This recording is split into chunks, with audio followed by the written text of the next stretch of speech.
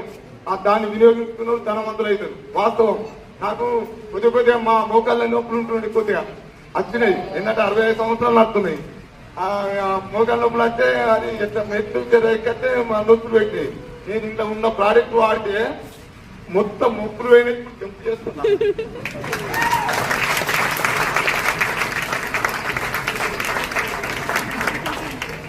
నొప్పులు చాలా బ్రాండెడ్ ఇందా.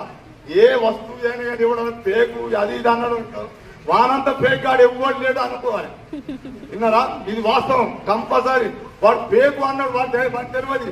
మీటింగ్ కు రాలే, ప్రాడక్ట్ వాళ్ళే, వానికి ఏం తెలియదు. కానీ వాడు పేకు అని అంటే వాడు పనులు పోయి నిజమే కావద్దు. సారి చెప్పినాడు. అది వినద్దు. మనం ఒక మాట వినద్దు. మనం 80% వ్యక్తిగా పట్టుకుంటే 1 year 1 lakh కంపల్సరీ కొడతాం అన్నట్టు టీం ద్వారా మనం టీంను పెంచుకోవాలి.